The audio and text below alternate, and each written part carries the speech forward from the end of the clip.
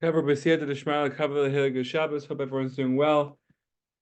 And let's fire it up. B'Shem Kol Yisrael. B'Shem Kol Yisrael for every single Jew, wherever they find themselves. Okay. So we're continuing on in Sichot Haran 7. We left off with the story of the Brit Shiver and how we're crying out to the Rebbeinu Shalom, and even when we're crying out, and even when we feel like our words are not complete, or if we're mispronouncing the words, or we feel like we're not enough, or and the like. Hashem still knows, Hashem still sees, Hashem still believes. Mamash, we're here today, right now, right here, right now. So we're continuing on.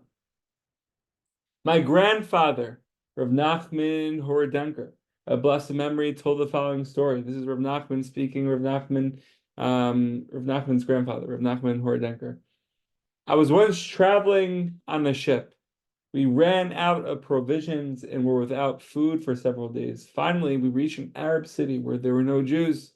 An Arab took me in and offered me food. I had not eaten for several days and quickly washed my hands and said the blessing for bread. I was just about to take a bite when a thought entered my mind, right? This is Rav Nachman Horodenker, Rabbi Nachman's grandfather. A pasuk of Mishlei, do not eat the bread of one with a mean eye. Our thoughts are not without meaning, says Rav Nachman Horodenker. And I did not know what to do. I had already said the blessing for the bread, but I realized the significance of this thought, the pasuk of Mishlei, and was determined not to eat anything of this Arab. Just then, another thought entered my mind.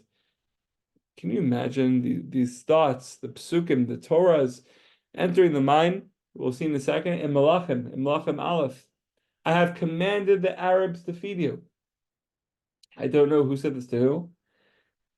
And then Rav Nachman Horodenker ate after hearing that thought. So the first quote was from Mishlei: "Do not eat the bread of one with a mean eye," meaning the Arabs. And the Arabs gave him the piece of bread. But then he stood firm, and then after thinking, the next thought was another pasuk. In Malachim, I have commanded the Arabs to feed you.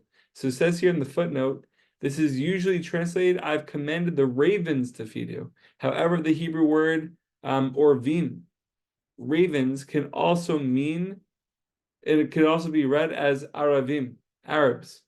This is according to the Radak. So then, after hearing that, after hearing and thinking about the pasuk, I have commanded the Arabs to feed you, then he ate the piece of bread. So when the Rebbe told this story, he commented how proper it was for his grandfather to act according to his thoughts. Every such thought that entered his mind must have contained some element of truth. It's an amazing thing. I heard once from Rav Joey that those thoughts that are seemingly pushing us away, and we'll see in a moment where this is from.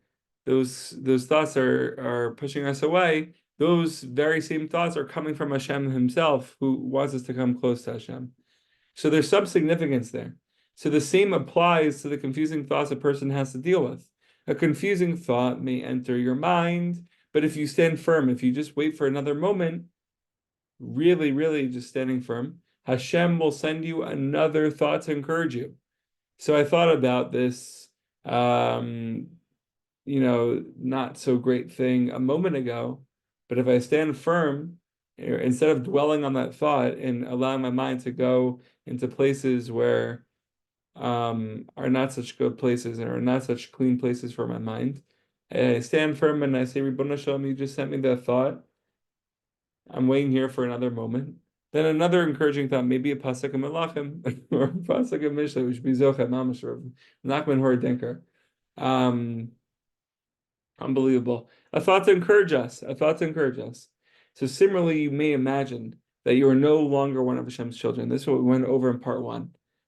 Chas v'shalom lo aleinu. And Rav Nachman says there that even when we feel like we are no longer one of Hashem's children, chas v'shalom, we still need to be that pestering child, to have that azif to kedusha. We don't know any better, right? He's our Father. But if you do your part, Hashem will eventually send you thoughts of encouragement. In truth, all Jews are called children of Hashem.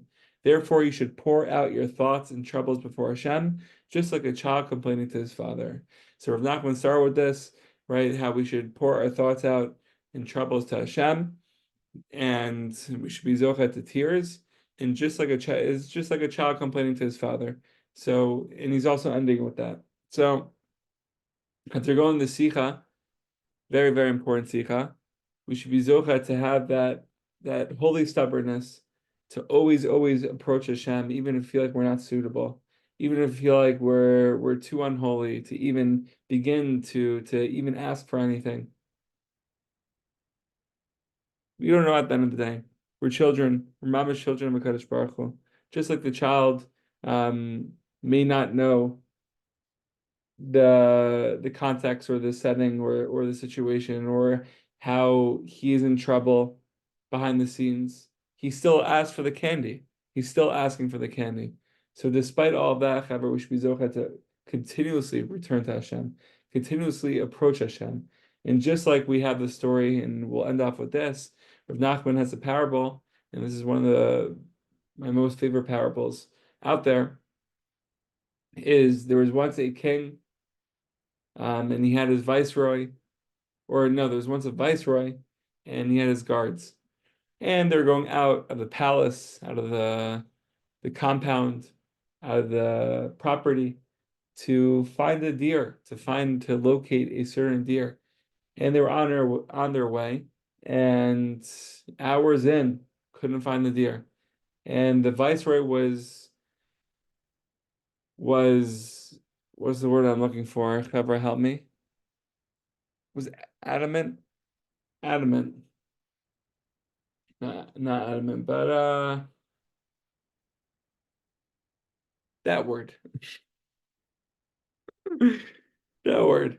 He was pushy. He was pushy.